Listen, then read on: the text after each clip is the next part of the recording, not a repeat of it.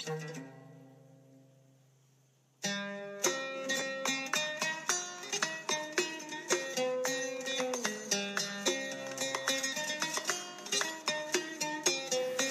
ibn Fadlan was a 10th century Arab traveler. He was born in 877. He was most famous for his travels in the service of the embassy of Abbasid Caliph of Baghdad to the king of Volga Bulgars. Ahmed ibn Fadlan provided historians with detailed information about the Volga Vikings, including the eyewitnesses' account of the Viking ship burial.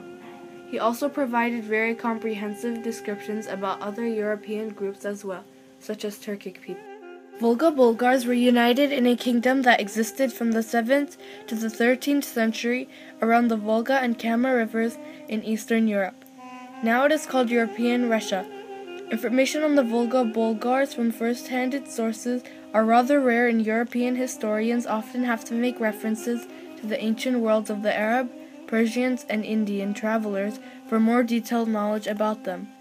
What is agreed upon is that the Bulgars were subjects for the Khazarian Empire. The Khazars were ruling over the extended areas located between the Volga-Don steppes, eastern Crimea, and North Caucasus.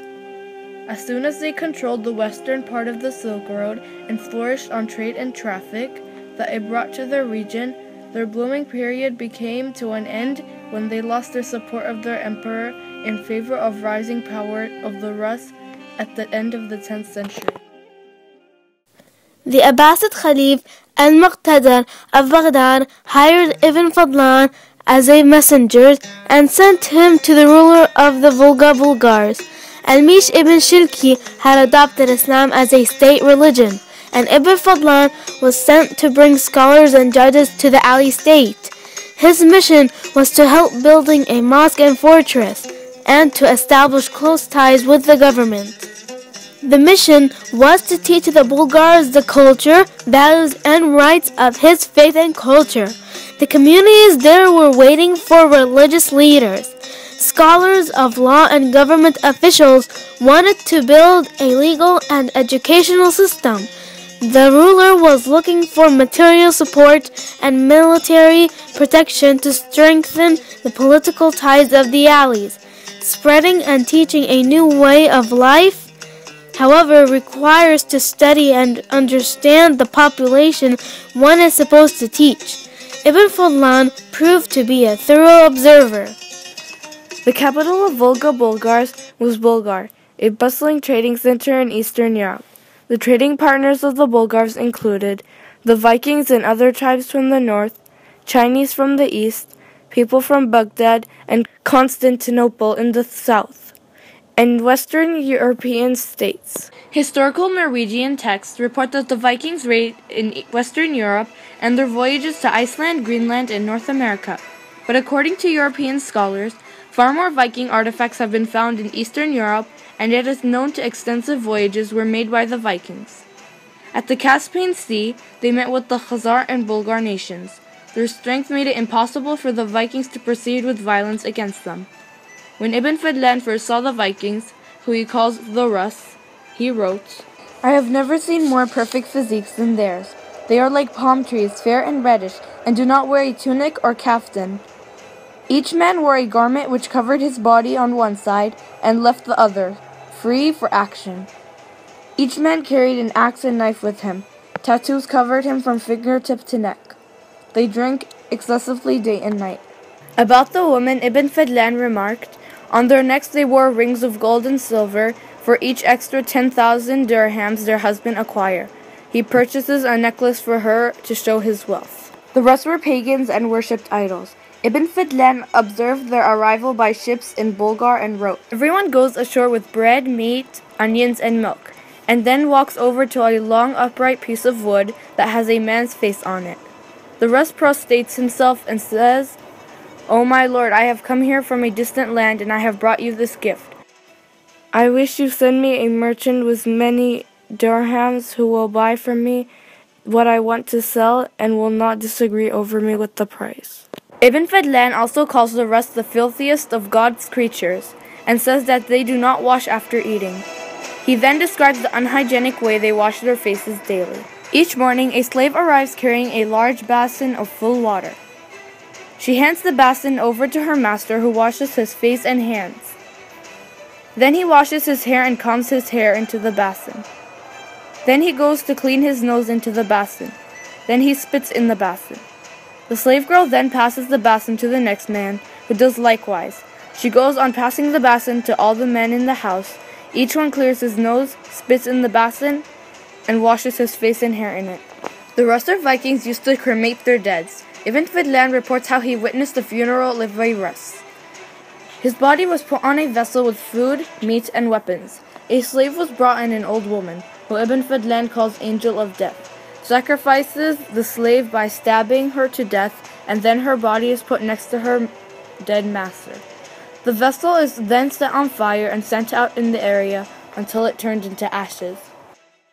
Ibn Fadlan became a source of great historical, geographical, and ethnographic interest because he not only possessed thoroughness in observation, but he also had an inquiring mind, which led him to bring back a mass of extremely important information on the Rus. As the author of the Vikings in History, F.D. Logan mentions, no witness of the Vikings anywhere at any stage of their history provides more detailed and vivid account than Ibn Fadlan. Its accuracy is uncontested and its importance is obvious. The Norwegian descriptions of the Vikings' journeys were all written long after the trips ended. This undermines the validity of the text as historical source material. In Norwegian sources, the Vikings are mainly described as looting and plundering hordes who often portrayed the negative light. However, the finding on coins as far as the Islamic Empire and other artifacts attest to the fact that they were more than that. They were also traders, explorers, and laborers. The eyewitnesses' account of their journeys to the east confirm that these archaeological findings, and correct to some extent, are rather a bad image they have in the western part of Europe. Overall, there are very few contemporary witnesses' account about the ancient Eurasian states like the Bulgars and Khazars. Fortunately, Ibn Fadlan's observation on their culture were not only recorded by himself, but also through other historians. For example, the Arab geographer Yukat al-Hamawi wrote a work that was entitled Mujam al-Buldan, a dictionary of countries, in the 12th century. The Mujam is a vast geographical encyclopedia which summarizes nearly all medieval knowledge of the globe at the time. Hamawi used Ibn Fadlan's description as a primary source. He copied these texts from the Risala, letters, written by Ibn Fadlan. The fact that Hamawi copied from Ibn Fadlan as a primary source was important, because the Risala partly disappeared after that. It stayed lost for several centuries and was only recently discovered. Ahmed ibn Fadlan was a faqih, a specialist on Islam jurisprudence and faith. He had been serving for some time in the court of the Khalif before he was sent on a historic mission. Other than the fact he was a traveler and a theologist, is little known about him.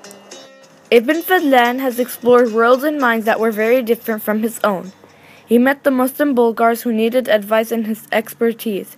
He met the Eurasia's Turkic people, and he took a close look at the culture that couldn't seem more strange to him, the one of the Scandinavian Vikings.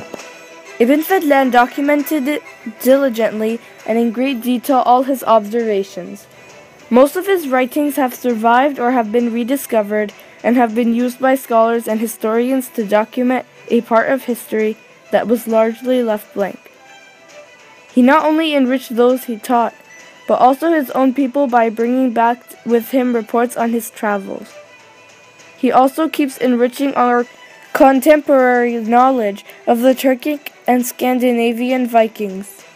Modern Western scholars could not easily access and study the region's history because of its political situation that had lasted for decades. It is now ready to be rediscovered with the help of Ibn Fadlan's texts and from the point of view in the 21st century. The traveler about whom we know so little turned once more into an important source of knowledge and information, long time after the end of his voyages.